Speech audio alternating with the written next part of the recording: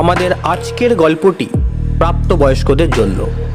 মদ্যপান, ধূমপান ও মাদক সেবন স্বাস্থ্যের পক্ষে ক্ষতিকর। এই গল্পের সমস্ত ঘটনা সম্পূর্ণ কাল্পনিক। বাস্তবের সাথে কোনো মিল থাকলে সেটা একেবারেই কাকতালীয়। বাংলা ও বিশ্ব সাহিত্যের নানা ঘরানার লেখক লেখিকাদের গল্প পাঠ করে শোনানোর জন্যই আমাদের এই চ্যানেল বেঙ্গলি স্টোরি স্টেশন। আজ আপনার জন্য মোহাম্মদ আলমগীর তৈমুরের বনশালের বনলতা গল্পের অনুকরণে অভিশপ্ত লিলিত। আজকের গল্প প্রথম প্রকাশিত হয় 2012 সালে। গল্পের কথক তন্ময়, সূত্রধর আমি সৌভিক। শুরু হচ্ছে অভিশপ্ত লিলিত।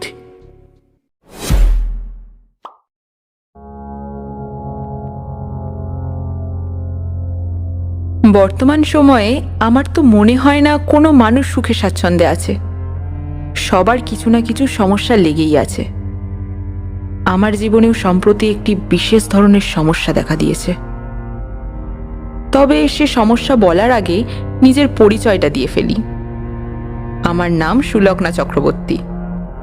সল্টলেকের একটা প্রাইভেট কোম্পানিতে বর্তমানে কর্মরত। আমাদের এই কোম্পানিটা ইন্ডিয়ান হিস্ট্রি নিয়ে রিসার্চ করে। এই রিসার্চের প্রধান দায়িত্বে আছেন অধ্যাপক সুধাকর বিশ্বাস এবং আমি হলাম ওনারই সহকারী। আমার কাজ হলো নানা জায়গা থেকে বিভিন্ন ঐতিহাসিক তথ্য সংগ্রহ করে ওনাকে দেওয়া। এই কাজ আমি করছি 2 বছরেরও বেশি সময় ধরে। আগে যে সমস্যার কথা বলছিলাম, এইবার সেই কথায় আসি। গত সপ্তাহে আমার স্যার আমায় ডেকে একটি দায়িত্ব দিয়েছেন। কলকাতা এবং বাংলাদেশের যে সমস্ত অত্যন্ত প্রাচীন যে বাড়িগুলো আছে সেই বাড়িগুলির ইতিহাস সম্বন্ধে তথ্য সংগ্রহ করা। আর এখানেই দেখা দিয়েছে আমার সমস্যা। কলকাতার ব্যাপারে তবু আমি কিছু সংগ্রহ করতে পারলেও বাংলাদেশে আমার কোনো যোগাযোগ নেই। এখন উপায় কি? অনেক ভেবে একটা উপায় বার করলাম। দৈনিক খবরের কাগজে একটি বিজ্ঞাপন দিলাম আমার আগ্রহের কথা জানিয়ে, এবং তার সাথে সাথে আমাদের অফিসের ঠিকানাটাও দিয়ে দিলাম। কোনো তথ্য থাকলে তা সবিস্তারে চিঠিতে লিখে পাঠাতে বলে দিলাম। আজ সকালে একটা চিঠি আমি পেয়েছি এবং সেটা পড়ে আমি রীতিমতো স্তম্ভিত হয়ে গেছি। আমি খুব ভালোভাবেই জানি অধ্যাপক মহাশয় এই চিঠি পেলে একেবারে লুফে নেবেন। তবে তার আগে আমার মনে হলো এইরকম একটা ঘটনা আমার সাথে সাথে আপনাদেরও জানানো উচিত, তাই জানিয়ে রাখছি।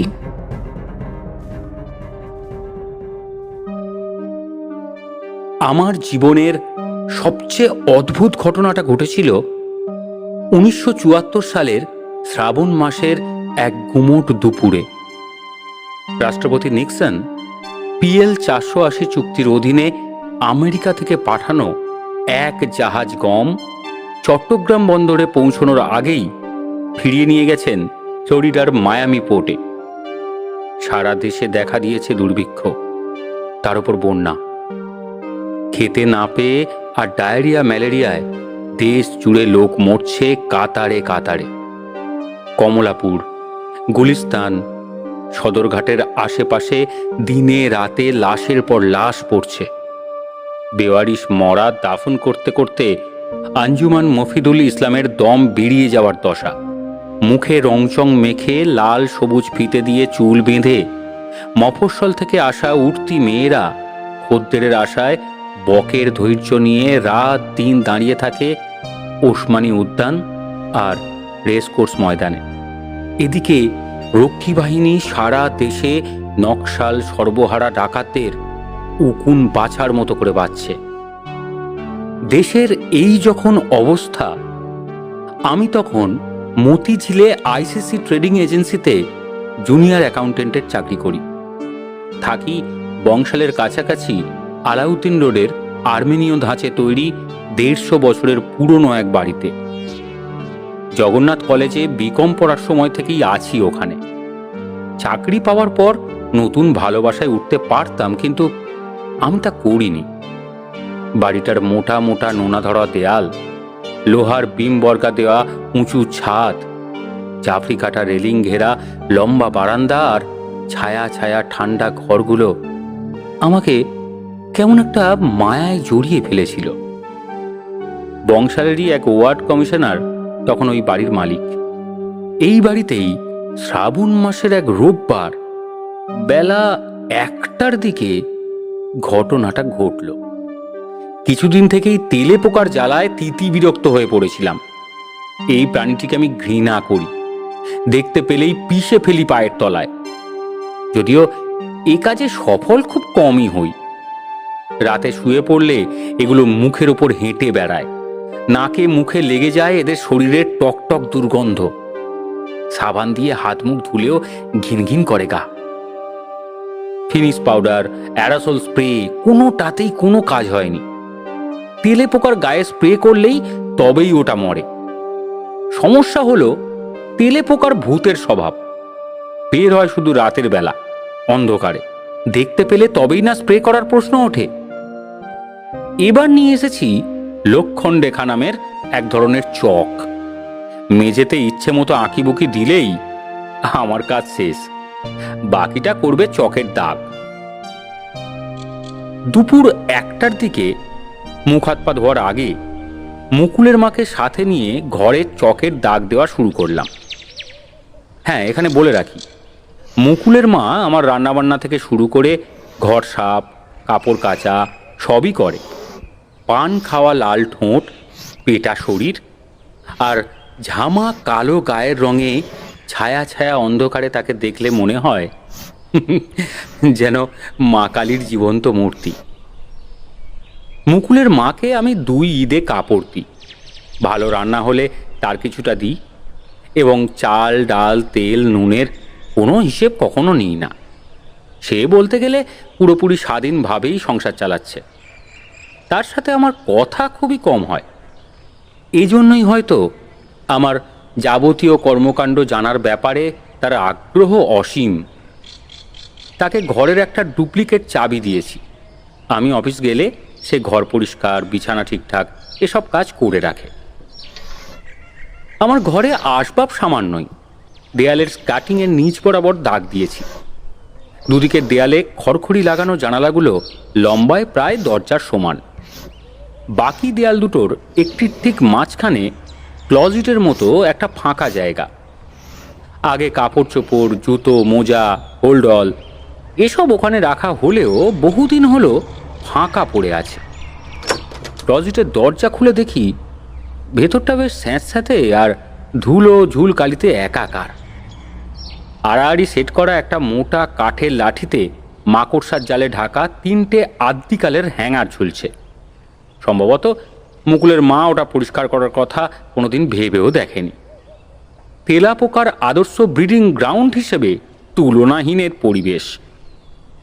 ভেবে দেখলাম পোকাগুলোকে ঝাড়ে বংশে শেষ করতে হলে ক্লজিটটা পরিষ্কার করা খুবই জরুরি। মুকুলের মাকে জলের বালতি, ঝ্যাঁটা, ন্যাকড়া এসব আনতে বলে ক্লজিটের দরজাটা খুলে দিলাম। ভেতরটা দিনের আলোতেও অন্ধকার। কিছু একটা আলোর ব্যবস্থা না করলে পুরোটা দেখা যাচ্ছে না। 3 বছর ধরে এখানে আছি, অথচ ভেতরটা ভালো করে একবারও দেখা হয়নি। এ কথা ভেবেই আমি এখন অবাক হচ্ছি। কেননা আমি হচ্ছি সেই দলের যারা যেখানে দেখিবে ছাই উড়াইয়া দেখো তাই এই আপ্তবাক্যে বিশ্বাস করে জীবনটা কাটায়। মুকুলের মা ঝ্যাঁটা, বালতি, তেনা এসব নিয়ে উপস্থিত হলো। তাকে পরিষ্কার করার কাজে লাগিয়ে আমি গেলাম আমার বাড়ির সামনে নারায়ণের দোকান থেকে টর্চ লাইট কিনতে। পুরনো ঢাকার এই এক সুবিধা, বাসা, বাজার, হোটেল, রেস্টুরেন্ট, মসজিদ, গোরস্থান সব এক জায়গায়। 3 ব্যাটারির এভারেডি টর্চ কিনে চা খেয়ে ফিরে এসে দেখি মুকুলের মা ঝেড়ে মুছে ক্লজিটটা তকতকে করে ফেলেছে। ওটার ভেতর আর বাইরের মেঝে একটু ভেজা ভেজা। না শুকনো পর্যন্ত চকের দাগ দেওয়া সম্ভব নয়। মুকুলের মাকে বিদায় করে ক্লজিটের টর্চের আলো ফেললাম। ভেতরটা বেশ চওড়া, অনায়াসে একজন মানুষ ঢুকতে পারে। সামনের ধূসর দেয়ালে পড়ে ঝিকিয়ে উঠল আলো। বালি সিমেন্টের প্লাস্টার করা সাধারণ দেওয়ালে আলোর প্রতিফলন তো এমন তীব্র হওয়ার কথা নয়। তাহলে বিষয় কি? পরীক্ষা করে দেখলাম প্লাস্টারের বদলে ওখানে মার্বেল স্ল্যাব বসান। ক্লজেটের ডান দিকের দেয়ালও মার্বেল মোড়া, বাঁ দিকে আলো ফেললাম, কিন্তু কই, আলোর প্রতিফলন অন্য দুই দেওয়ালের মতো তো তেমন জোরালো হলো না। দেওয়ালের রংটাও কেমন যেন মরা মরা মনে হলো। কাছে গিয়ে ভালো করে দেখলাম দেওয়ালটা, নখ দিয়ে একটা আঁচড়ও দিলাম। যা ভেবেছিলাম ঠিক তাই। ওখানকার আসল দেওয়াল একটা কাঠের তক্তা দিয়ে আড়াল করা, বহু পুরনো তক্তা। আঙুলের গাঁটের টোকা দিয়ে বুঝলাম বেশ পুরু। মনে হলো এই আলগা তক্তার ওপাশেও কিছুটা ফাঁকা জায়গা আছে। ওই বাড়তি অংশটাই তক্তা দিয়ে আলাদা করা হয়েছে। লোহার ছেনি, হাতুড়ি কিংবা একটা শাবল পেলে চাঁড় মেরে খোলা যেত। থপ থপ শব্দ শুনে পেছন ফিরে তাকালাম। মুকুলের মা রান্না শেষ করেছে, এখন চলে যাবে। আমি যেন খেয়ে নিই এই কথাটা বলতে এসেছে। বলে কি ভাত খাবো? উত্তেজনায় আমার পেট গুড়গুড় করছে তখন। বাংশাল মোড়ে বিউটি ভলকানাইজিং গাড়ি আর মোটর সাইকেলের পাংচার টায়ার সারে। ছেনি হাতুড়ি ওদের কাছ থেকে চেয়ে আনলাম। ছেনি মেরে মেরে দেয়াল থেকে আলাদা করলাম তক্তাটা। যে জায়গায় তক্তাটা ছিল সেখান থেকে ভেতর দিকে আরও ফুট চারেক এগিয়েছে ক্লজিটটা। স্যাঁত স্যাঁতে ধুলো ভরা মেঝের ওপর চামচিকে আর বাদুড়ের কঙ্কাল। হালকা আধারে ধপধপ করছে এগুলোর সাদা দাঁত। ভক করে কটু একটা গন্ধ নাকে এসে লাগলো। ঝিমঝিম করে উঠল মাথার ভেতরটা। কাত হয়ে পড়েই যাচ্ছিলাম। দেয়াল ধরে কোনো রকমে খাড়া রাখলাম নিজেকে। ক্লজিট থেকে বেরিয়ে টর্চটা নিয়ে আবার ফিরে গেলাম ওখানে। আলো ফেলে দেখলাম সামনে পেছনে একই রঙের মার্বেলের দেয়াল। শুধু শেষ মাথায় যে দেয়াল সেটাই কুচকুচে কালো সাধারণ পাথর দিয়ে মোড়া। এরই মাঝখানে লম্বা চওড়ায় ফুট দুয়েকের মতো কুলুঙ্গি টাইপ গভীর একটা গর্ত। সেই কুলুঙ্গির ভেতর সাদা রঙের 1.5 ফুট লম্বা একটা মূর্তি। ওপরে পুরু ধুলো জমে থাকায় ভালো করে দেখা যাচ্ছে না মূর্তিটা। বড় কুলুঙ্গিটার দুপাশে আরও দুটো ছোট ছোট কুলুঙ্গি দেখতে পেলাম। খুব সম্ভবত মোমবাতি কিংবা কুপি জ্বালিয়ে রাখবার জন্য তৈরি ওগুলো। ফিরে এসে খাটের ওপর বসলাম। ক্লান্ত মনে হচ্ছে নিজেকে খুব। একে উত্তেজনা, তার উপর সকাল থেকে খাওয়া নেই, কিরকম বমি বমি লাগছে। মুখ হাত পা ধুয়ে খেতে হবে কিছু। ছেনি হাতুড়িও ফিরিয়ে দেওয়া দরকার। ভেবেছিলাম কি না কি পেয়ে যাব। পেলাম 3টে ফাঁকা কুলুঙ্গি আর ধুলো ভর্তি একটা 1.5 ফুট লম্বা মূর্তি। এসব মূর্তি বেশিরভাগ ক্ষেত্রেই গৃহদেবতার হয়। গৃহের ঐশ্বর্য ধরে রাখাই এসব দেবতার কাজ। অন্তত যারা এগুলো রাখে তারা তাই বিশ্বাস করে। বেচলেও যে খুব বেশি টাকা পাওয়া যাবে এমন নয়। ছাঁচে ঢেলে বানানো পোড়ামাটির তৈরি এগুলো। টেরাকোটা নামেই বেশি পরিচিত। মহাস্থানগড়, পাহাড়পুর, কান্তজির মন্দির থেকে শুরু করে বাজারের মন্দিরগুলো পর্যন্ত এসব টেরাকোটায় বোঝায়।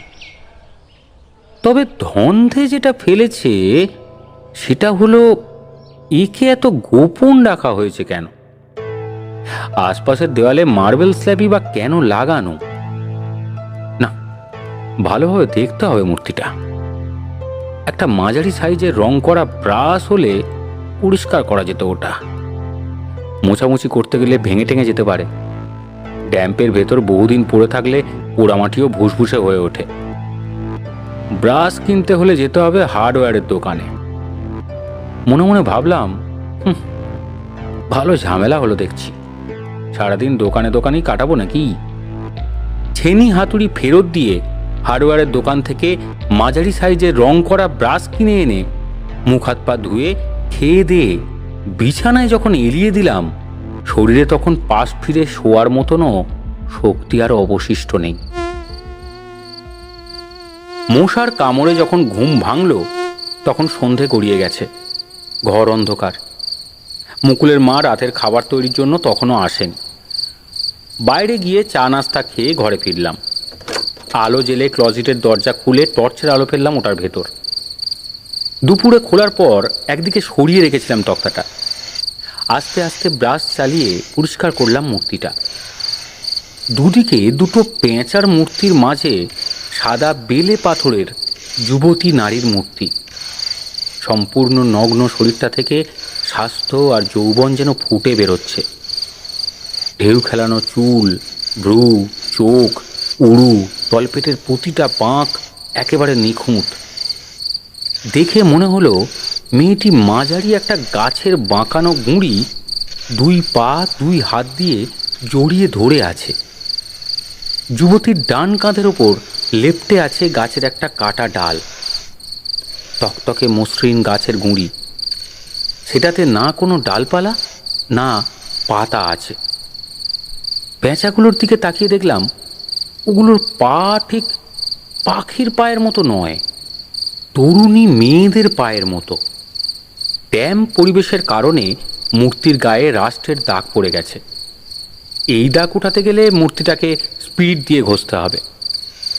ঘরে রাবিং অ্যালকোহল ছিল, রুমালে অ্যালকোহল লাগিয়ে ঘষে ঘষে দাগ কিছুটা তুলে ফেললাম। যেটাকে গাছ মনে করেছিলাম দেখলাম সেটা আদৌ কোনো গাছ নয়। যুবতীকে জড়িয়ে ধরে থাকা একটা মোটা সাপ ওটা। সাপের পুঁতির মতো চোখগুলোতে নীল রঙের ছোট ছোট পাথর বসানো। কুলুঙ্গি দুটোর দিকে চেয়ে দেখলাম ওগুলোর মাথায় ঘন কালো রঙের ছোপ। কোনো এক সময় নিয়মিত বাতি জ্বালানো হতো ওগুলোর ভেতর। অনেকক্ষণ হলো টর্চ চালিয়ে রেখেছি, কটা আলো বেরোচ্ছে। ব্যাটারি শেষ হয়ে এসেছে ওটার, যে কোনো মুহূর্তে নিভে যাবে টর্চ। দুটো মোম ধরিয়ে দুই কুলুঙ্গিতে রাখলাম। মোমের কাঁপা কাঁপা আলোয় মনে হলো যুবতীর শরীরের ওপরে মোচড় খাচ্ছে সাপটা। তাকিয়ে থাকলে নেশা ধরে যায়। জোরে দরজা ধাক্কানোর শব্দে আমার ঘোর কাটল। ক্লজেটের দরজা বন্ধ করে রুমের দরজা খুলে দেখি মুকুলের মা দাঁড়িয়ে আছে। রাতের রান্না শেষ, যাওয়ার আগে আমাকে এক কাপ চা বানিয়ে দেবে কিনা তাই জানতে চায়। তাকে বিদায় করে কাপড় চোপড় পরে বাইরে বের হলাম। ভাবলাম খোলা হাওয়ায় একটু হাঁটাহাঁটি করে আসি। রাস্তাঘাট বেশ ফাঁকা ফাঁকা। একে রোববার, তার উপর এমনিতেই তখন ঢাকায় লোকজন এখানকার তুলনায় অনেক কম ছিল। হাঁটতে হাঁটতে চলে এলাম হোসেনি দালানের সামনে বুড়িগঙ্গার ধারে। প্রকাণ্ড কম্পাউন্ডের এই ভাঙাচোরা প্রাসাদটি এককালে দোর্দণ্ড প্রতাপে কাঁপত। ভারতবর্ষের দণ্ডমুণ্ডের কর্তারা এখানে বসে বাইজি নাচ দেখতেন, ফিস্ট খেতেন আর বড় বড় সিদ্ধান্ত নিতেন। এখন এখানে এসে জুটেছে রাজ্যের ভবঘুরে আর ভিখিরি। সামনে চলছে মদ, গাঁজা, জুয়া। আশপাশে ওত পেতে আছে ছিনতাইকারী, হাইজ্যাকার। তখনও দালানটির আশপাশে অনেকগুলো পুরনো বাড়ি দেখা যেত, নবাবের কর্মচারীদের কোয়ার্টার। এখন ভূমি ডাকাতেরা ওগুলো দখল করে ভেঙে চুড়ে রুচিহীন সব দালান তুলেছে। একালের লেখক হুমায়ুন আজাদ একবার বলেছিলেন, সব কিছু নষ্টদের অধিকারে যাবে, আর বাস্তবে হয়েছেও তাই। হোসেনি দালানের সামনে গেলে প্রায় মনে পড়তো একটা কিংবদন্তির কথা। একসময় কাহিনীটা এই এলাকার সবার মুখে মুখে ছিল। নবাব সলিমুল্লাহ প্রতিদিন ভোরে বুড়িগঙ্গায় স্নান সেরে ফজলের নামাজ আদায় করতেন। এজন্য সুন্দর একটি ঘাটও বানিয়েছিলেন। নবাব একদিন খুব ভোরে স্নান করতে এসে দেখলেন শাড়ি পরা টকটকে ফর্সা এক যুবতী সোনার বদনা হাতে ঘাটের সিঁড়িতে একাকী বসে আছে। মেয়েটির গা ভরা সোনার গয়না, খালি পায়ে লাল আলতা দেয়া। তখনও ভোরের আলো ঠিকমতো ফোটেনি। সলিমুল্লাহ মেয়েটিকে মিষ্টি কথায় ভুলিয়ে আধো অন্ধকারে প্রাসাদে এনে নিচতলার এক গোপন কুঠুরিতে রেখে দেন। সেখান থেকে তাকে তিনি কোনো দিন বের হতে দেননি। নবাব ছাড়া ও ঘরে ঢোকার সাধ্য আর কারও ছিল না। সলিমুল্লাহ বিশ্বাস করতেন, যতদিন ওই মেয়েটি তার প্রাসাদে থাকবে ততদিন তার ঐশ্বর্যের কোনো ঘাটতি হবে না। আরও শোনা যায়, মেয়েটির সোনার বদনাটি হীরা চুনি পান্নায় ভর্তি ছিল। নবাব যুবতীর কাছ থেকে বদনাটি নিয়ে নেন। সলিমুল্লাহ মারা যাওয়ার কিছুদিন পর মাঘ মাসের তীব্র কুয়াশায় ঢাকা এক ভোরে প্রাসাদের দারোয়ান দেখল লাল শাড়ি পরা সোনার গয়না গায়ে একটা মেয়ে গেট পার হয়ে ঘাটের সিঁড়ি দিয়ে নেমে যাচ্ছে। ব্যাপার কি জানার জন্য দৌড়ে গিয়ে দেখে শুনশান ঘাট, মেয়েটিও উধাও। এরপর থেকেই পড়তে শুরু করে নবাবদের অবস্থা। আমার খুব ইচ্ছে ওই ঘরটা একবার দেখার। নবাবের সাথে যুবতীর কি ধরনের সম্পর্ক ছিল সেটা জানারও আকাঙ্ক্ষা আছে। মনে পড়ল যুবতী মেয়ে একটা আমার ঘরেও আছে। পার্থক্য এই যে সেটা পাথরের, আর তার গায়ে একটা সুতোও নেই। নদীর ধারে কিছুক্ষণ হাঁটাহাঁটি করে ঘরে ফিরলাম। খেয়ে দিয়ে বিছানায় ফিরে রবীন্দ্রনাথের মণিহারা পড়তে পড়তে ঘুম এসে গেল। অদ্ভুত রহস্যময় এক গল্প, সময় পেলে পড়ে দেখবেন। ঘুমিয়ে পড়তে পড়তে মনে হলো ক্লজিটে যে মূর্তিটা আছে ওটার একটা নাম দেওয়া দরকার। কল্পনায় দেখতে পেলাম যুবতী মেয়েটির লতানো চুল, তার অপূর্ব বন্য সৌন্দর্য। ঘুমের অতলে তলিয়ে যেতে যেতে ওটার নাম রাখলাম বনলতা।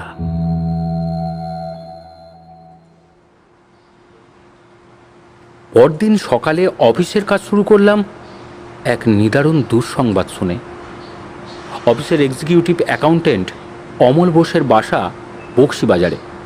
সন্ধ্যের সময় নিউ মার্কেট কাঁচা বাজার থেকে কেনাকাটা করে ফেরার সময় পলাশির মোড়ে ছিনতাইকারীদের হাতে পড়েছিলেন। ঘড়ি, আংটি, মানিব্যাগ, বাজার সবই তারা নিয়ে পালিয়েছে। বাবু এখন শুয়ে আছেন ঢাকা মেডিকেলের আইসিইউতে। 6 মাসের আগে কাজে ফিরে আসার কোনো সম্ভাবনা নেই। দুপুরে লাঞ্চ আওয়ারের আগে কোম্পানির এমডি আফতাব সাহেব তার চেম্বারে আমাকে ডেকে পাঠালেন। সেদিন থেকে এক্সিকিউটিভ অ্যাকাউন্টের দায়িত্ব দেওয়া হলো আমাকে। নর্মাল অবস্থায় এই পোস্ট পেতে 10 বছর তো লাগতই, সেই সাথে দরকার হতো ভাগ্যেরও।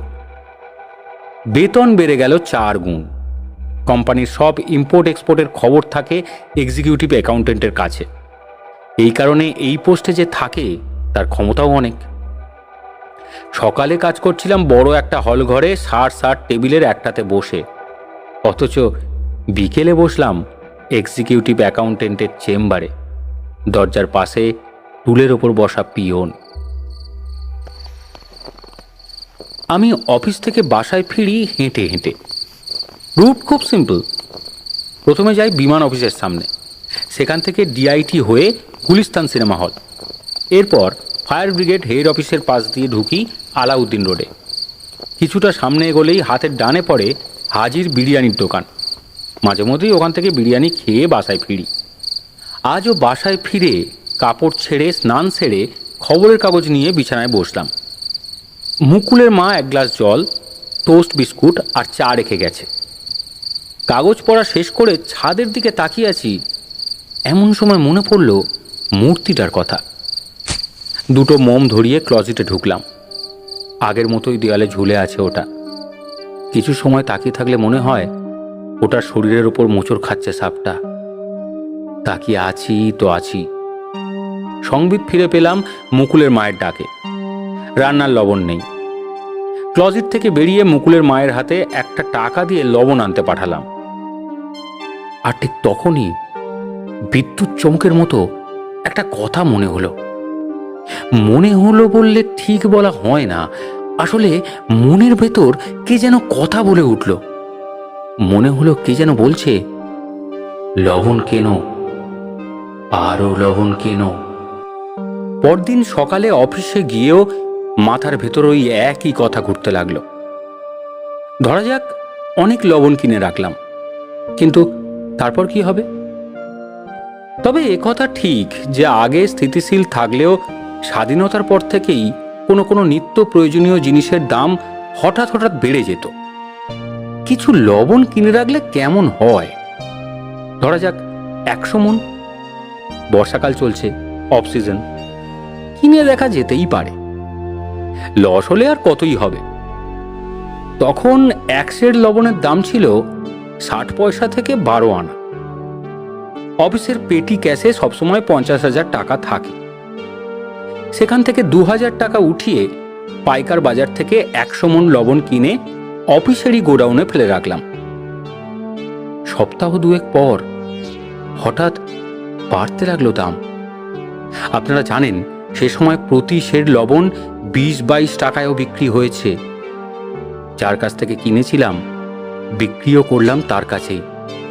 কেনা ছিল 2,000-এ, বেচলাম 80,000-এ। সেই সময় 78,000 টাকা অনেক টাকা। রাতারাতি বড়লোক হয়ে গেলাম।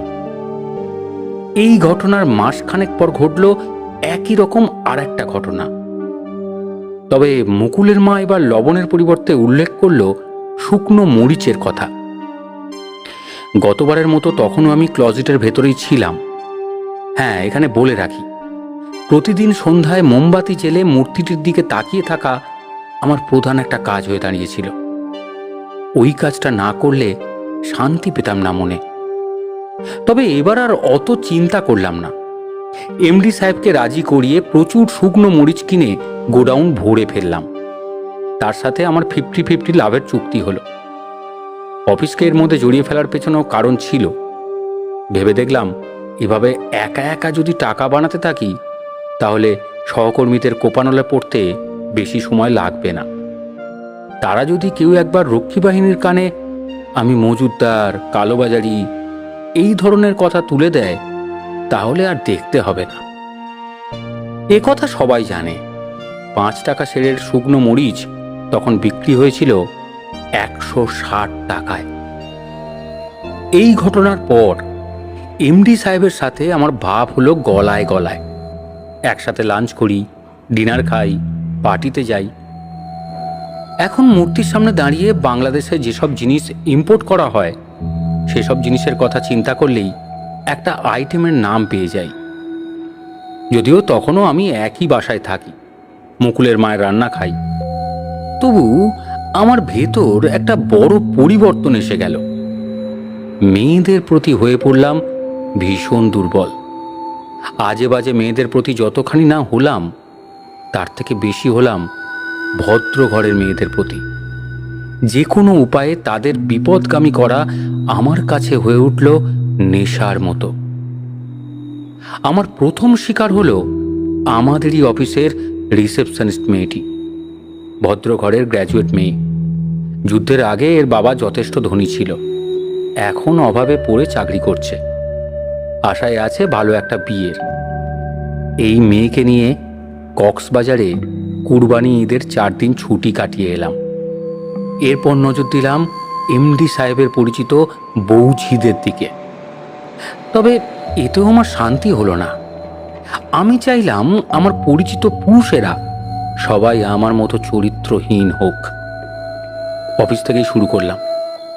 এমডি সাহেবকে বোঝালাম অফিসের অন্য কর্মচারীদেরও লাভের একটা হিস্সা দেয়া দরকার। তা না হলে কে কখন ঝামেলা বাঁধাবে কে জানে।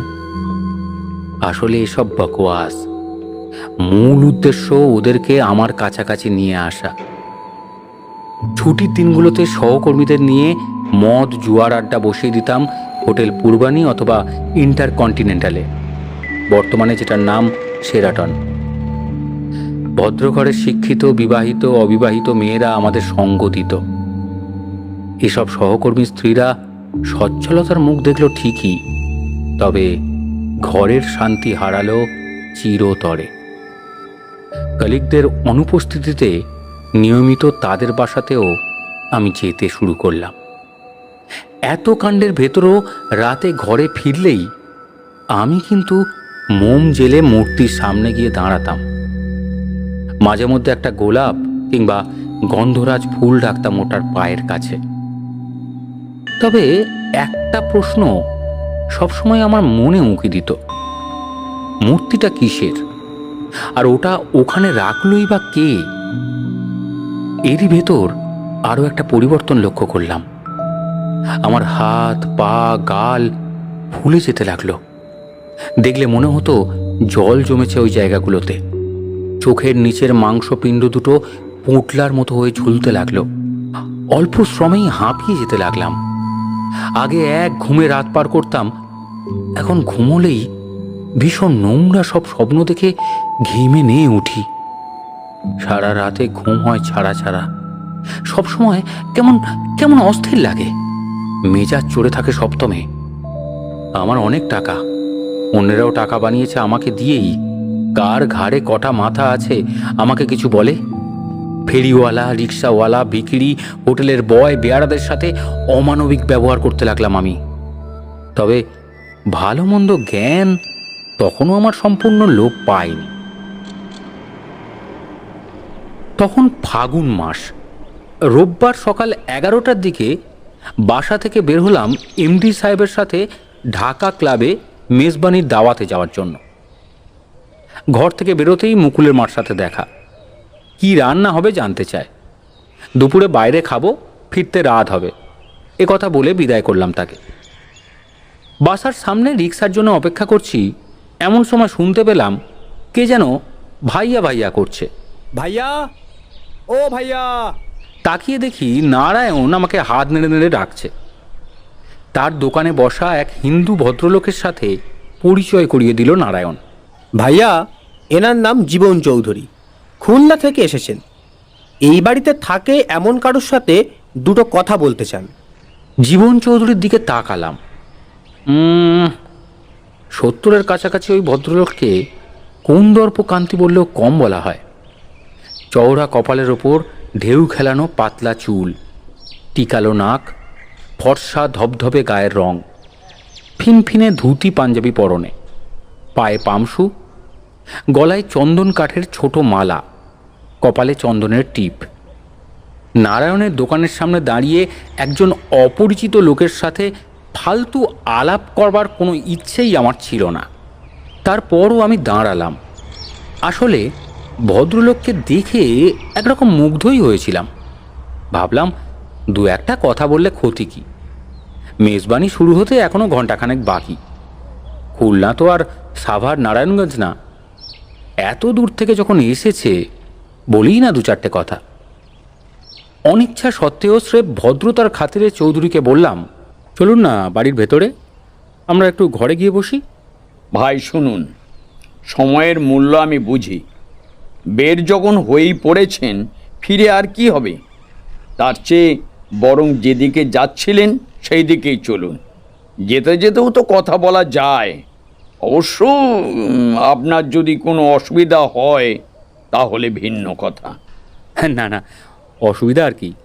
দুপুর 12টায় দৈনিক বাংলার মোড়ে আমাদের এমডি সাহেবের সাথে দেখা করার কথা। ওখান থেকে আমরা অন্য আরেকখানে যাব। তাহলে রিক্সা নিয়ে ওদিকেই যাওয়া যাক, কি বলেন? ও শিওর। রাস্তা ফাঁকা, গাড়ি ঘোড়া নেই বললেই চলে। শেখ সাহেব 4র্থ সংশোধনী নিয়ে রাজনৈতিক কর্মকাণ্ড আর খবরের কাগজের মুখ দুটোই বন্ধ করেছেন। মাঝে মধ্যেই গাঢ় সবুজ রঙের উর্দি পরা রক্ষী বাহিনীর গাড়ি পাশ দিয়ে হুসহুস করে বেরিয়ে যাচ্ছে। এই বাহিনীর জওয়ানেরা সারা দিন রেকি করে, একটা মাছিও গলতে পারবে না এদের চোখের সামনে দিয়ে। খান সেনাদের উচিত এদের কাছে ট্রেনিং নেওয়া। যাই হোক, ফুলবাড়িয়া রেলগেট পার হয়ে রেলওয়ে হাসপাতালের কাছে ডানে মোড় নিল রিক্সা। ঠিক সেই সময় মুখ খুললেন জীবনবাবু। আপনি লিলিথ হাউসে কতদিন হলো আছেন? কি হাউস বললেন? Lily house? হ্যাঁ, লিলি হাউস বলিনি তো, বলেছি লিলিথ হাউস। ওরে বাবা, এ আবার কি ধরনের নাম? জীবনেও শুনিনি। ও বাড়ির যে একটা নাম আছে তাই তো জানতাম না। হ্যাঁ, না জানাই স্বাভাবিক। নাম ফলকের মার্বেল স্ল্যাবটা তুলে ফেলা হয়েছে অনেক দিন আগেই। তাছাড়া কারিম্মা কমিশনার যে বাড়ির মালিক, সেই বাড়ির নাম যদি দেওয়াও হয় তাহলে সেটা হবে হাজেরা কুঠির। জীবনবাবু, কিছু যদি মনে না করেন তাহলে একটা প্রশ্ন করি। শুনুন ভাই সাহেব, আমি কালীঘাট হাই স্কুলের হেডমাস্টার। সারাদিন অসংখ্য প্রশ্নের উত্তর দেওয়া আমার অন্যতম প্রধান কাজ। দ্বিধাদ্বন্দ্ব ঝেড়ে ফেলে একাধিক প্রশ্ন করুন না। বাড়িটা সম্পর্কে এত কিছু জানলেন কি করে আপনি? আর আমার সাথে কথাই বা বলতে চান কেন? প্রথম প্রশ্নের উত্তরে বলছি, ওই বাড়িটা এক সময় আমার ঠাকুরদার ছিল। আমার ছেলেবেলা কেটেছে ওইখানে। দ্বিতীয় প্রশ্নের উত্তর হলো, বহুদিন আগে নিদারুণ এক দুর্ঘটনার কারণে এই বাড়িটি আমাদের ছেড়ে যেতে হয়েছিল। স্কুলের একটা কাজে ঢাকার ডিজি অফিসে এসেছিলাম। সন্ধ্যের লঞ্চে খুলনা ফিরে যাব আজকেই। নবাবপুর রোডের যে হোটেলে উঠেছি সেটি ওই বাড়িটা থেকে খুব বেশি দূরে নয়। ভাবলাম এত কাণ্ড যে বাড়িতে ঘটলো সেটা একবার দেখেই আসি। ওখানে যদি কেউ থাকে তার সাথে দুটো কথা বলাও যাবে। গুলিস্তান সিনেমা হল পার হচ্ছে রিক্সা। 5-7 মিনিটের ভেতর দৈনিক বাংলার মোড়ে পৌঁছে যাবে। ভেবে দেখলাম এর কাছ থেকে হয়তো পুরো ঘটনাটা শোনার একটা সুযোগ থাকলেও থাকতে পারে, বলা যায় না। মূর্তিটার ব্যাপারেও এর কিছু না কিছু জানা আছে। মতিঝিল থেকে স্টেডিয়ামে ঢোকার গেটের পাশেই একটা ভালো রেস্টুরেন্ট ছিল, এখনো আছে। জীবনবাবুকে নিয়ে গেলাম সেখানে। একে তো রোববার, তারপর লাঞ্চ আওয়ারের এখনো অনেক দেরি। ফাঁকা রেস্টুরেন্টের সমুচা আর 2 কাপ চায়ের অর্ডার দিয়ে ওনার একটা টেবিলে থিতু হয়ে বসলাম দুজনে। জীবন চৌধুরীকে বললাম, দেখুন জীবনবাবু, আমি স্বীকার করছি আমার পুরো মনোযোগ আপনি আকর্ষণ করতে পেরেছেন। আমার ধারণা রিকশায় বসে যে কথাগুলো আপনি বললেন সেটা আসলে মূল বক্তব্যের ভূমিকা। ডিনার সার্ভ করবার আগে অ্যাপিটাইজার। আপনাকে এখানে নিয়ে আসার পিছনে একমাত্র কারণ আপনার মূল বক্তব্য শোনা।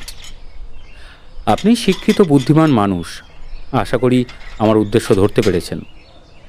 মনে হয় এখন আপনার ঝেড়ে কাশার সময় হয়েছে, কি বলেন?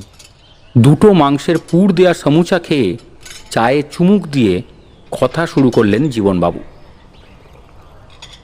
আপনাকে তাহলে গোড়া থেকেই বলি। 1855 সালে ওই বাড়িটি বানিয়েছিল আইজ্যাক কোহেন নামের এক ইহুদি। বেশিরভাগ লোকই মনে করে বাড়িটি আর্মেনীয় ধাঁচে। আসলে ওটা স্থাপত্যশৈলী সিরীয়। তখন দেশে চলছে ইস্ট ইন্ডিয়া কোম্পানির শাসন। 1793 সালে লর্ড কর্নওয়ালিস চালু করলেন তার কুখ্যাত চিরস্থায়ী বন্দোবস্ত আইন। সারা দেশ জুড়ে সৃষ্টি হলো বড় বড় আয়েশি জমিদারের।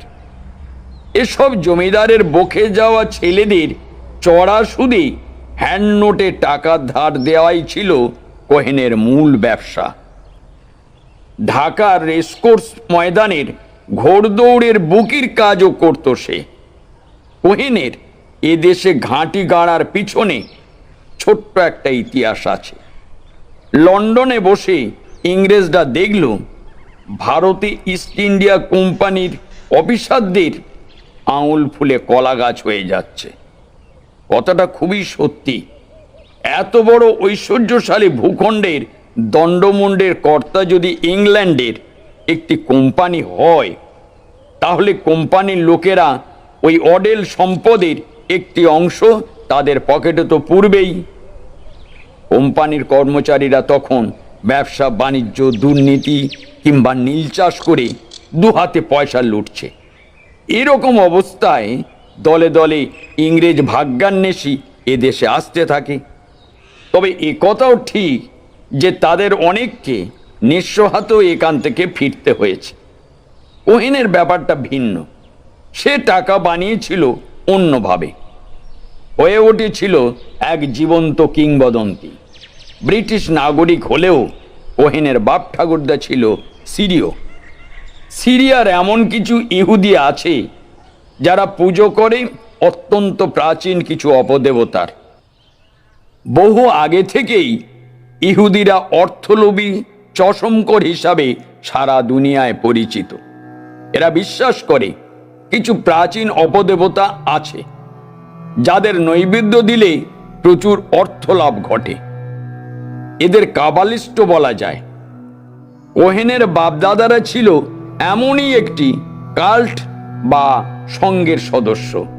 এই কাল্টের আদি গুরু রাব্বি আকিবা বাস করত সিডন নামের প্রাচীন এক নগরে।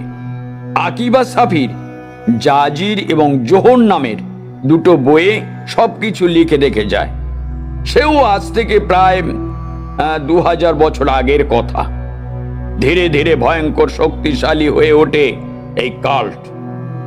সাধারণ ইহুদি খ্রিস্টানরা দেখল সবকিছু কাল্টের দখলে চলে যাচ্ছে, এদের না থামালে আর চলছে না। তারা একসাথে হয়ে ঘোষণা দিল এই কাল্টের সদস্যরা আসলে শয়তানের পুজো করে, তাদের প্রকাশ্যে পুড়িয়ে মারা হোক। রাতারাতি প্রাণ হারালো কাল্টের অসংখ্য সদস্য। আমার ধারণা কোহেন সেই দলেরই একজন, তবে সেই সব পরিচিত অপদেবতা বাদ দিয়ে পুজো করত এক অপদেবীর। এই অপদেবীর নামই হচ্ছে লিলিথ। দেবীর শ্রীচরণে পুরো বাড়িটাই উৎসর্গ করে কোহেন, নাম দেয় লিলিথ হাউস। বাড়ির দোতলায় বড় একটি হলঘরকে সে বানিয়েছিল তার রংমহল। সেখানে মদ, জুয়া, বাইজি নাচ এইসব অপকর্মই সমানে চলত। ঝামেলা শুরু হলো এখান থেকে। আজকাল বারবনিতারা সমাজের বোঝা, কিন্তু তখনকার প্রেক্ষাপট ছিল সম্পূর্ণ আলাদা। বেশ্যারা ছিল সমাজের মান্যগণ্য বিত্তশালী সম্প্রদায়। কোহেন ছিল ঢাকার সেরা এক নটি কনকলতার নিয়মিত গ্রাহক। সপ্তাহে 2 দিন লিলিথ হাউসে সে তাকে আনবেই আনবে। নটিও কোহেনকে সাধারণ গ্রাহক হিসাবে না দেখে অনুরাগী হিসাবেই দেখতে শুরু করলো। হাজার হলেও কোহেন শ্বেতাঙ্গ, তার উপর অসম্ভব শক্তিশালী। একবার বিক্রমপুরের অল্প বয়সী এক জমিদার কোহেনের অতিথি হয়ে কনকলতার সান্নিধ্যে এলো। এরপর থেকেই কনকলতাকে পাওয়ার জন্য সে পাগল হয়ে উঠল। ইচ্ছে কনকলতাকে পাকাপাকি ভাবেই নিজের কাছে রেখে দেবে, কিন্তু কোহেন তো সেটা মেনে নিতে পারে না। এ নিয়ে একদিন গন্ডগোল চরমে উঠলে বিক্রমপুরের জমিদার সবার সামনে কোহেনকে শুয়োর খেকো বিদেশি সাদা কুত্তা বলে গালাগালি দিয়ে বসলো। কোহেনও কম যায় না। সে ধরল ঢাকার পুলিশ সুপার অ্যান্ড্রু মার্থাসকে। একজন ব্রিটিশ নাগরিককে হুমকি দেওয়ায় 3 মাসের জেল হয়ে গেল বিক্রমপুরীর। 90 দিনের জেল জীবনে জমিদার প্রতিজ্ঞা করল ইহুদি সুদ করে শেষ দেখে ছাড়বে। বিক্রমপুরীর কপাল ভালো, ইহুদির শেষ দেখার জন্য তাকে বেশি দিন অপেক্ষা করতে হয়নি। 1857 সালে সিপাহী বিদ্রোহ শুরু হওয়ার পর ঢাকার কিছু সিপাহীকে টাকা খাওয়ালো বিক্রমপুরী। এক রাতে লিলিথ হাউসে হানা দিল বিদ্রোহী সিপাহীরা। কোহেন তখন দোতলার রংমহলে কনকলতার কোলে মাথা রেখে শুয়ে আছে। প্রথমে রংমহলের দামি ইরানি কার্পেটের উপর দুজনকে জবাই করে সিপাহীরা। এরপর কোহেনের হাত, পা, জিহ্বা, পুরুষাঙ্গ কেটে টুকরো টুকরো করে আগুন লাগিয়ে দেয় ঘরটিতে। আমার ঠাকুরদা অশ্বিনী কুমার চৌধুরী 1921 সালে বাড়িটা নিলামে কিনে নেন। ঠাকুরদারা খুলনার বাগেরহাটের লোক। ওর বাবা ছিলেন স্থানীয় জমিদারের নায়েব। তখন সব ফ্যামিলি ছিল জয়েন্ট ফ্যামিলি। আমরা সবাই বাগেরহাট থেকে এসে ওই বাড়িতে উঠলাম। আরমানি টোলার এক মিশনারি স্কুলে আমি ভর্তি হলাম। ইসলামপুরে বড় একটা দোকান কিনে কাপড়ের পাইকারি কারবার শুরু করলেন বাবা। ঠাকুরদা থাকলেন তার পুরনো ব্যবসা, অর্থাৎ নিলামে ওঠা বাড়িঘর আর জমি কেনা বেচা নিয়ে। পয়সা আসতে লাগলো হু হু করে। সেই সাথে আসতে শুরু করলো সমস্যাও। 3 দিনের কি এক জ্বরে ঠাম্মা মারা গেলেন। তার চিকিৎসার জন্য কলকাতা থেকে আইস বক্সে পেনিসিলিন অ্যাম্পুল আনা হলো।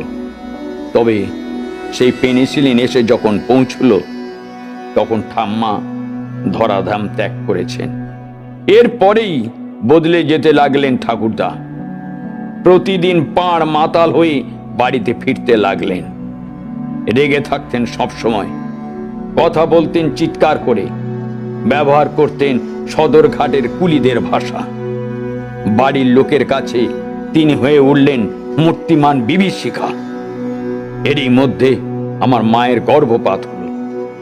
যখন তিনি 7 মাসের অন্তঃসত্ত্বা, মায়ের এমন অবস্থা দেখে তার সেবা শুশ্রূষার জন্য বাবা খুলনা থেকে আমার এক বিধবা মাসিকে নিয়ে এলেন।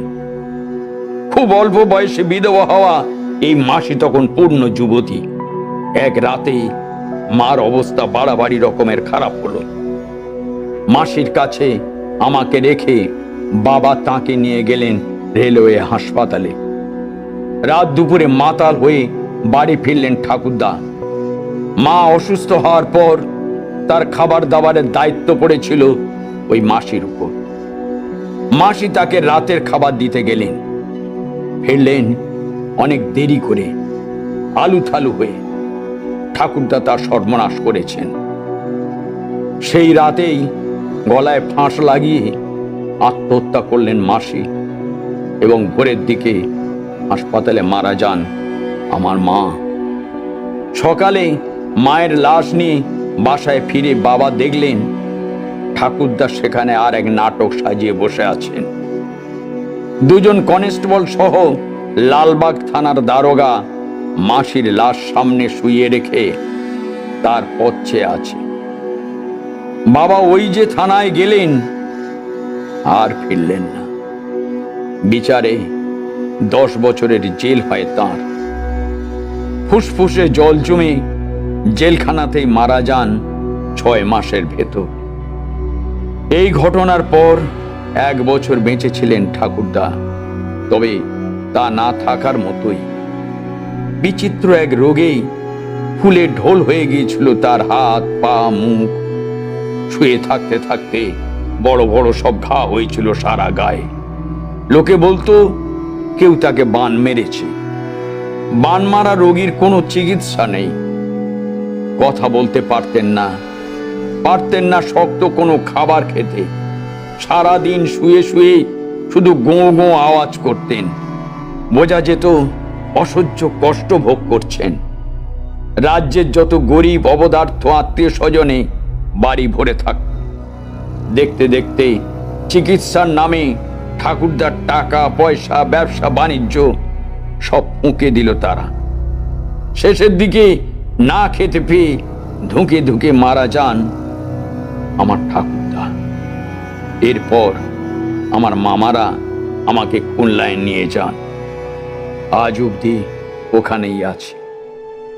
আচ্ছা, আপনারা এই বাসায় উঠেছিলেন কত সালে? তখন কত বয়স আপনার?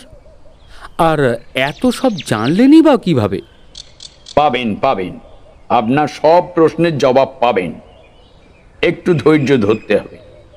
ঠাকুরদা বাড়িটা কিনে ঠিকঠাক করেন প্রথমে। আমরা উঠি 1925 সালের দিকে। আমি যখন ক্লাস 3-তে পড়ি। আমার স্মরণশক্তি মন্দ নয়। তাছাড়া এই বাড়িটাতে ওঠার পরপরই আমূল বদলে যায় আমাদের জীবন। ছারখার হয়ে যায় পুরো পরিবার। ছেলেবেলা থেকেই বাড়িটা সম্পর্কে একটা অদ্ভুত ধারণা আছে আমার। কেন যেন মনে হয় সাংঘাতিক অশুভ একটা কিছু আছে ওখানে। বিষয়টি আমার মধ্যে এক ধরনের অবসেশনের জন্ম দিয়েছে। ওখানে কি রহস্য লুকিয়ে আছে সেইটা জানার জন্য বহু বছর ধরে তিল তিল করে ওটার ব্যাপারে তত্ত্ব সংগ্রহ করেছি। আপনার ঠাকুরদা ঠিক কোন ঘরটাতে থাকতেন সেটা বলতে পারবেন? ঠাকুরদা প্রথমে থাকতেন দোতলার রংমহলে। ঠাম্মা মারা যাওয়ার পর নিচতলায় চলে আসেন। বাড়িটিতে ঢুকতেই ডান দিকে ঘেরাটো বারান্দা দেওয়া যে ডায়মন্ড সেট রুমটা আছে, তারপরের ছোট্ট কামরাটিতে। মারাও যান ওইখানেই। ঘরের কথায় যখন ওঠালেন তখন বলি, আশ্চর্যের ব্যাপার কি জানেন, ঠাকুরদা তার ঘরের ক্লজেটের কাছে কখনো কাউকে যেতে দিতেন না। অসুস্থ হয়ে বিছানায় পড়ে থাকা অবস্থাতেও অনেকবার তাকে দেখেছি ক্লোজেটের দিকে এক দৃষ্টে তাকিয়ে থাকতে। ওদিকে কেউ যাওয়ার চেষ্টা করলে সঙ্গে সঙ্গে আ করে চিৎকার জুড়ে দিতেন। অনেকেই ভেবেছিল ঠাকুরদা ওখানে সোনার মোহর, চাঁদির টাকা ঘড়া ভর্তি করে রেখেছেন। কিন্তু তিনি মারা গেলে ক্লোজেট খুলে দেখা গেল সেখানে কিছুই নেই, সম্পূর্ণ খালি। পরিষ্কার বুঝতে পারলাম জীবনবাবুর ঠাকুরদার ঘরটি বর্তমানে আমার ঘর। আরও মনে হলো ভদ্রলোক আমার সম্পর্কে কিছুটা হলেও জানেন, ইচ্ছে করেই এসব শোনাচ্ছেন উনি। কিন্তু কেন? সরাসরি জিজ্ঞেস করলাম। এত কথাই যখন বললেন তখন আরো দুটো প্রশ্নের উত্তর কি আমাকে দিতে পারবেন? আগেই বলেছি, দ্বিধাদ্বন্দ্ব ঝেড়ে ফেলে একাধিক প্রশ্ন করুন। ভুলে গেছেন সে কথা? এই লিলিথের বিষয়টি আরেকটু ক্লিয়ার করতে পারবেন? তাছাড়া বাড়ি বয়ে এসে আমাকেই বা এত কিছু শোনাচ্ছেন কেন? আপনার দ্বিতীয় প্রশ্নের উত্তরটা আমি আগে দিই। আমার ঠাকুরদা মারা যাওয়ার পর ওই বাড়িটা খালি পড়েছিল অনেকদিন। 40-এর দশকে দ্বিতীয় বিশ্বযুদ্ধের সময় ওখানে ব্রিটিশ আর্মির লোকেরা থাকত। 47-এ দেশ বিভাগের পর পাকিস্তান সরকারের কাস্টমস বিভাগের মালখানা বানানো হয় ওটাকে। 71-এর পর সরকার মুক্তিযুদ্ধে শহীদ হওয়া একজন রেলওয়ে অফিসারের পরিবারের সদস্যদের দেয় ওটা। তবে করিম কমিশনার ওই পরিবারের কাউকেই ও বাড়িতে উঠতে দেয়নি। সত্যি কথা বলতে কি, আমরা বিদায় হওয়ার পর আপনি ছাড়া আর মাত্র 4 জন থেকেছে ওখানে।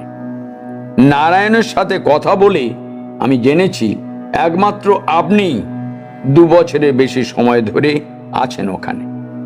এর মধ্যে খুব কম সময়ে টাকাও আয় করেছেন প্রচুর, অথচ এখনো পড়ে আছেন ওই পোড়ো বাড়িতেই। আগেই বলেছি, আমার দৃঢ় বিশ্বাস এই বাড়িটিকে ঘিরে একটা রহস্য না থেকে পারে না। এই একটি বিষয়ে যত গবেষণা আর সময়ে ব্যয় করেছি তার অর্ধেকও কখনো অন্য কিছুতে ব্যয় করিনি। কে বলতে পারে আপনি হয়তো এই রহস্যের একটা ব্যাখ্যা দিতে পারবেন, কারণ যেখানে দেখিবে ছাই উড়াইয়া দেখো তাই। এবার লিলিতের প্রসঙ্গে আসি। লিলিত হলো দুনিয়ার সব থেকে পুরনো অপদেবী। খ্রিস্টের জন্মেরও 3000 বছর আগে থেকে মানুষের পুজো করে আসছে। ডেড সি স্ক্রলের একটি চ্যাপ্টারের নাম বুক অফ প্রভাব। এখানে বলা হয়েছে লিলিতের মন্দিরের প্রবেশদ্বার হলো নিশ্চিত মৃত্যুর প্রবেশদ্বার। ওই মন্দির থেকে লিলিত যাত্রা করে শেওলের অনন্ত নরকের উদ্দেশ্যে। সেখানে যে একবার প্রবেশ করেছে সে আর কোনো দিনই ফিরতে পারবে না, এবং যারা তার আরাধনা করে তাদের স্থান হবে নরকের শেষ ধাপে। লিলিত হলো নিষিদ্ধ ইন্দ্রিয় সুখ, বিকৃত যৌনক্রিয়া, মদ, জুয়া এবং বিভৎস অসুখের সব থেকে প্রাচীন একচ্ছত্র দেবী। প্রায় 150 বছর আগে বাগদাদের কাছে 4000 বছরের পুরনো একটি মন্দিরের ধ্বংসাবশেষের ভিতর লিলিতের দুর্লভ একটি মূর্তি খুঁজে পান প্রফেসর বার্নি। মন্দিরটির গর্ভগৃহের সরু একটা চেম্বারের দেওয়ালে আটকানো অবস্থায় ছিল ওটা। এই মূর্তির পায়ের কাছে অতি প্রাচীন কিউনিফর্ম লিপিতে লেখা ছিল, রাতের রানী লিলিথ তার বোন এরেস্কি গালকে নিয়েই ব্যাবিলনের সমস্ত বেশ্যালয় নিয়ন্ত্রণ করে।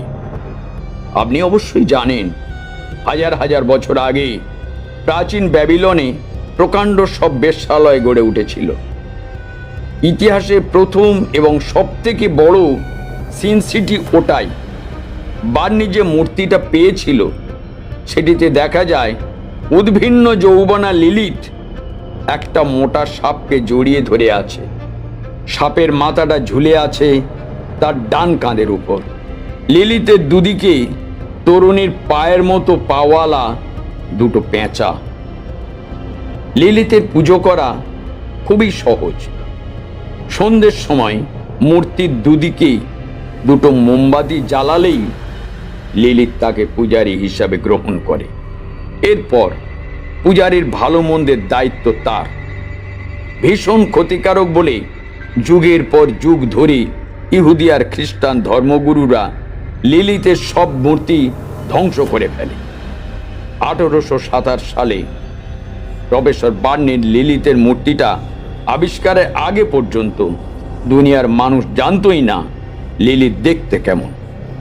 শোনা যায় সচরাচর কোনো পূজারীকেই লিলিত বেশি দিন বাঁচতে দেয় না, যদি না অন্য কেউ ওই সময়ের ভেতর স্বেচ্ছায় তাকে পুজো দেয় এবং আগের পূজারী চিরতরে লিলিতকে ত্যাগ করে সজ্জীবন বেছে নেয়।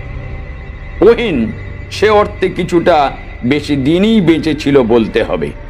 আমি যেটা কিছুতেই ধরতে পারছি না সেটা হলো বাড়িটিতে লিলিতের প্রভাব এত স্থায়ী হলো কিভাবে। ততক্ষণে জীবনবাবুর লেকচার শুনে শুনে 2 আর 2 4 মেলাতে শুরু করেছি। তাকে বললাম, জীবনবাবু, আপনার রহস্যের কিছুটা সমাধান আমি দিয়ে দিচ্ছি। আমার ধারণা, যেভাবেই হোক কোহেন সিরিয় কাবালিস্ট গুরুদের কাছ থেকে লিলিতের মূর্তির একটা কপি হাসিল করে, মূর্তিটাকে নিয়ে আসে এই বাড়িতে আর রক্ষা করে সর্বোচ্চ গোপনীয়তা। ভুলেও যাতে কারো হাতে না পড়ে ওটা, সেজন্য ছোট্ট একটা মন্দির বানাইছে। কেউ যাতে সন্দেহ না করে সেজন্য বাইরে থেকে ওটাকে একটা ক্লজিটের রূপ দেয়। স্বীকার করতেই হবে, দুর্দান্ত এক বুদ্ধি বের করেছিল লোকটা। তবে কোহেন হঠাৎ খুন হয়ে যাওয়ায় মন্দির রয়ে গেল চেকে সেই। আপনার ঠাকুরদা যে করেই হোক খুঁজে পান ওটা। খুব সম্ভবত নিলামে কিনে নেওয়ার পর বাড়িটা ঠিকঠাক করার সময়। আমি নিশ্চিত তিনিও ওটাকে নিয়মিত নৈবেদ্য দিয়েছেন। বেশ কিছুদিন আগে ক্লজিটটা পরিষ্কার করতে গিয়ে মূর্তিটা খুঁজে পাই আমি। ক্লজিটের ভেতর কাঠের একটা তক্তা দিয়ে চমৎকারভাবে আড়াল করে রাখা ছিল ওটা। খুব ভালো করে খুঁটিয়ে না দেখলে এই কেলোর কীর্তি কারও বোঝার সাধ্য নেই। তারপরও কেউ যদি দেখেও ফেলে, তবু ওটা আসলে কি সেটা বুঝতে পারা প্রায় অসম্ভব। কোনো কিছু বোঝার আগেই সর্বনাশ যা ঘটার ঘটে যাবে। যদি আমার কথাই বলি, আপনার সাথে দেখা না হলে কিংবা দেখা হলেও যদি আপনি এত কিছু না বলতেন, তাহলে আমি জানতে পারতাম না কিছুই। সব কিছু শুনে জীবনবাবু কেমন যেন হয়ে গেলেন। তার কপালে দেখা দিল চিকন ঘামের রেখা। বুক চিরে বেরিয়ে এলো ঠান্ডা দীর্ঘশ্বাস। হঠাৎই অত্যন্ত ক্লান্ত ও বয়স্ক মনে হলো মানুষটাকে। কোলের ওপর ফেলে রাখা হাত দুটোর দিকে এক দৃষ্টিতে তাকিয়ে রইলেন জীবনবাবু। সারা জীবন ধরে তাড়া করে ফেরা রহস্যের সমাধান পাওয়া গেছে অবশেষে। এর পরের ঘটনা ঘটল অবিশ্বাস্য দ্রুততার সাথে। এখন বসে ভাবলে পরের ঘটনাগুলোকেই বেশি অদ্ভুত বলে মনে হয়। জীবনবাবু হোটেলে ফিরে গেলেন। আমি ঢাকা ক্লাবে মেজবানি খেয়ে ফ্ল্যাশ খেলতে গিয়ে হেরে ভূত হতে লাগলাম। এরকম তো হওয়ার কথা নয়। জুয়া খেলায় আমি প্রায় অজেয়। আজ মন বসাতে পারছি না কিছুতেই। দেখলাম এমডি সাহেবও মাঝে মাঝে অবাক হয়ে তাকাচ্ছেন আমার দিকে। উনি সবসময় আমার পার্টনার। আমি হারলে সে দায়ভার তাকে নিতে হয়। সন্ধ্যের দিকে উনি অবশেষে বললেন আমাকে আজকের মতো বাদ দিতে। বললেন কালকে না হয় আবার ট্রাই করে দেখবেন। তার এই কথা শুনে আমি হাঁপ ছেড়ে বাঁচলাম। ক্লাব থেকে বেরিয়ে হেঁটে হেঁটে ফিরলাম লিলিত হাউসে। সত্যি কথা বলতে কি, জীবনবাবুর একটা কথা ভুলতে পারছিলাম না কিছুতেই। শোনা যায় সচরাচর কোনো পূজারীকেই লিলিত 2 বছরের বেশি বাঁচতে দেয় না। ওহ, সাংঘাতিক মন খারাপ হয়ে গেল আমার। মনে হলো এই হেঁটে চলা, রাস্তাঘাট, জগৎ সংসার সব কিছু অলীক, সম্পূর্ণ অপরিচিত এই পৃথিবী। আমি আমি কেউ নই এখানকার। ডাক ছেড়ে কাঁদতে ইচ্ছা হলো আমার। হাঁটতে হাঁটতে কখন বাসার সামনে চলে এসেছি বুঝতেই পারিনি। সিঁড়ি ভেঙে বারান্দায় উঠতে যাব, এমন সময় চোখ গেল আমার ঘরের খড়খড়ি দেওয়া জানালার দিকে। মনে হলো ভেতরে খুব হালকা একটা আলো জ্বলছে। ঘরের সামনে গিয়ে দেখলাম দরজার তালা খোলা, সামান্য ফাঁক হয়ে আছে পাল্লা। মুকুলের মা ঘর পরিষ্কার করে আলো জেলে, অন্ধকার করে নয়। আস্তে করে দরজা ফাঁক করে উঁকি দিলাম ভেতরে। দেখলাম ক্লজিটের দরজা খুলে বের হয়ে আসছে মুকুলের মা, হাতে মোমবাতি।